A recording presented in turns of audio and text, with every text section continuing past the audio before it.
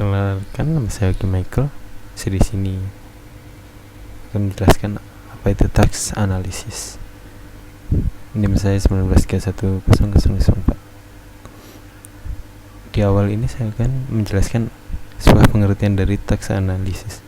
Tax analysis adalah sebuah analisa untuk memeriksa apakah sesuatu pekerjaan itu sudah mempunyai tugas-tugas yang relevan atau tidak. Jadi tax analysis ini pada dasarnya adalah bagaimana sesuatu tugas dianalisa, kemudian dijadikan informasi yang kita butuhkan. Nah, kenapa seperti itu? Kita harus melihat manfaatnya dulu. Di sini saya merangkumnya dalam 3 manfaat.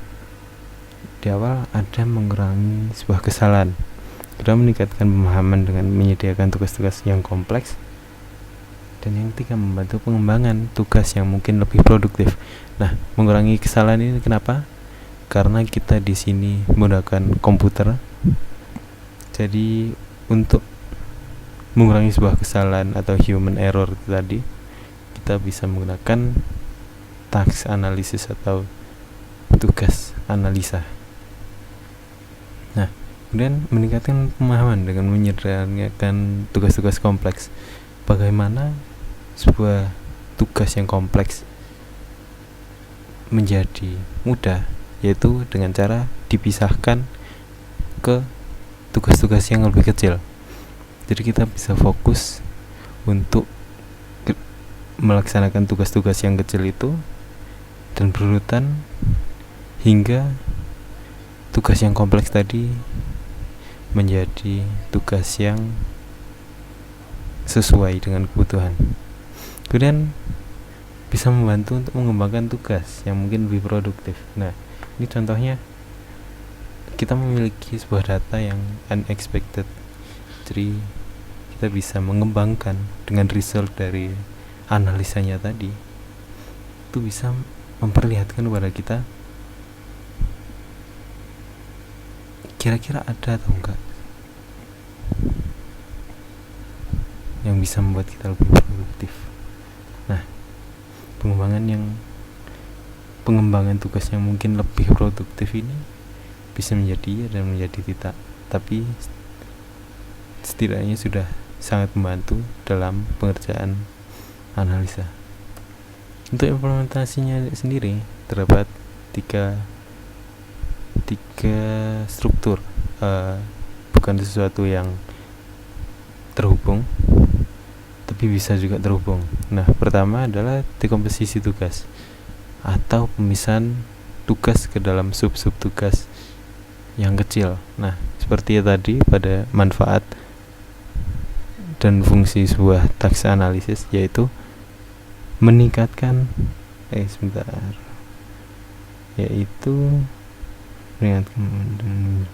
meningkatkan pemahaman dengan menyederhanakan tugas-tugas kompleks. Nah, di sini pengimplementasian pada task analisis dekomposisi tugas ini sangat cocok sekali untuk aplikasi-aplikasi yang memiliki struktur besar dan cukup rumit, jadi terstruktur. Untuk yang kedua, analisa berbasis pengetahuan. Nah, saya kasih contoh analisa berbasis pengetahuan ini bisa disebut sebagai AI. AI di sini tujuannya sama, dia menganalisa. Tapi sebelum itu kita harus mengerti apa itu AI. Pengertian.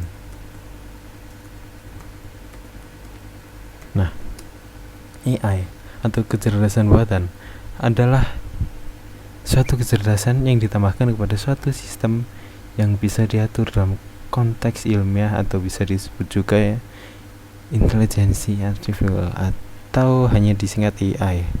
Nah, sederhananya AI ini adalah sebuah kecerdasan yang dibuat sendiri oleh manusia yang memiliki kekuatan untuk menghasilkan result dengan data yang sudah ada.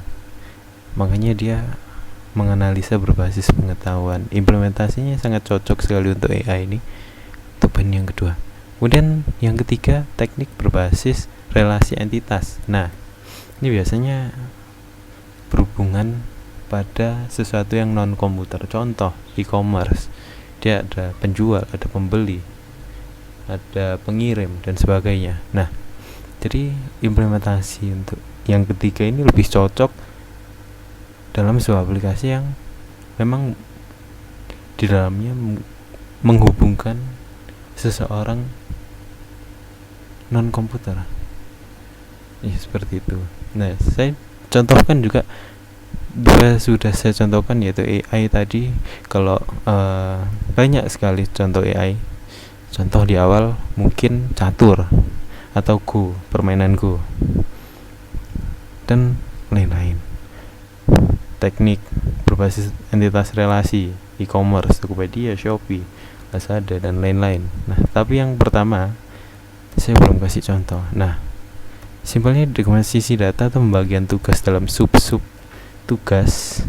Saya bisa menggunakan website ini, SST Stimata AC ID.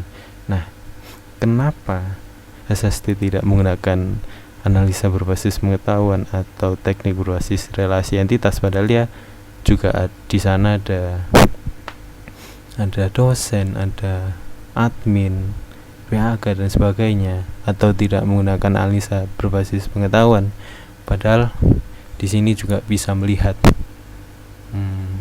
nilai-nilai atau menghitung sebuah IP yang nantinya akan jadi IPK. Tapi kenapa SST ini tergolong pada dekomposisi tugas atau pembagian sub-sub tugas dari sesuatu yang kompleks menjadi tugas yang kecil? Nah, karena SST ini kita bisa lihat dalam pengertian SST di sini merupakan sebuah fasilitas bagi mahasiswa untuk melakukan aktivitas pra-akademik dan pas-akademik seperti mengedit KRS, melihat salinan nilai, memperbarui biodata mahasiswa, dan melihat pengumuman terbaru dari PHK dan PAU. SST dapat diakses kapan saja dan di mana saja oleh mahasiswa. Login and enjoy it. Oke. Saya akan tunjukkan kenapa ini menjadi dekomposisi. Saya akan login untuk awal. Saya masukkan password. Nah, SST ini berbasis website ya. Nah, kenapa sub-sub tugas? Saya jelaskan di awal, karena tetap mahasiswa ini harus mendatangi dosen secara langsung untuk meminta tanda tangan. Kalau kita lihat poin 2 ya, poin 3, harus ke dosen, harus ke BHK, mungkin ke pembayaran secara manual. Jadi kita nggak bisa pakai implementasi yang ketiga. Nah, kemudian kenapa kita juga nggak bisa menggunakan analisa berbasis pengetahuan? Mungkin kalau kita lihat di KHS dan kita cek semester, nah di sini ada perhitungan untuk IP. Kemudian kita melihat salinan nilai. Nah, di sini kita melihat IPK. Nah, sebenarnya ini juga perhitungan, cuman ini hanya kalkulasi sederhana dari pembagian dari semester sebelumnya. Jadi belum bisa dikatakan berbasis pengetahuan, karena data yang didapat yaitu data dari manusia itu sendiri, dan hanya satu entitas ya, satu orang, nggak lebih, dan bukan sesuatu yang paten. Contoh kalau AI tadi bisa digunakan untuk sesuatu yang paten, entah itu seperti profesi lumberjack atau profesi, saya kasih contoh sesuatu yang sudah mulai di replace AI, admin, chatbot, dan sebagainya. Seperti itu. Makanya yang kita pakai untuk implementasi pada SST semuanya yang digunakan pada SST, yaitu dekomposisi tugas. Oke, di sini kita bisa melihat KRS. Karena saya sudah memprogram KRS, jadi di sini saya tidak bisa mencontohkan bagaimana cara mengurus KRS. Nah, seharusnya di sini ada input untuk mencari mata kuliahnya apa pada semester yang ditentukan. Kemudian kita next, kita submit. Nah, kemudian ada list-listnya lagi seperti ini. Saya di sini sudah mengisikan 11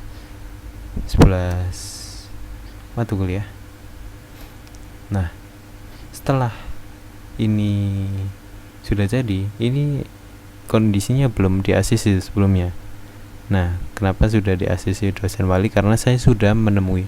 Jadi setelah sudah di KRS gini, saya print. Kemudian print-printan ini saya kirim ke dosen penasehat, dosen wali saya.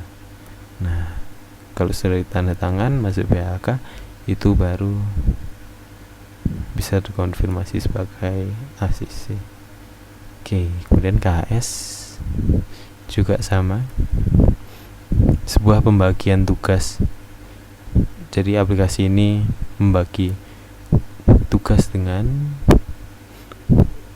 perintah sederhana, pengecekan nilai-nilai dari semester sebelumnya, seperti itu. Cek salinan nilai juga begitu. Walaupun ini sebuah data, tapi datanya bersifat variabel untuk kedepannya, tapi yang sudah terjadi entah itu di semester 1, 2, 3 itu bersifat konstanta dan tidak mungkin bisa dirubah. Jadi begitulah perbandingan dari 3 implementasi dari sebuah task analisis. Saya Mikael. Terima kasih.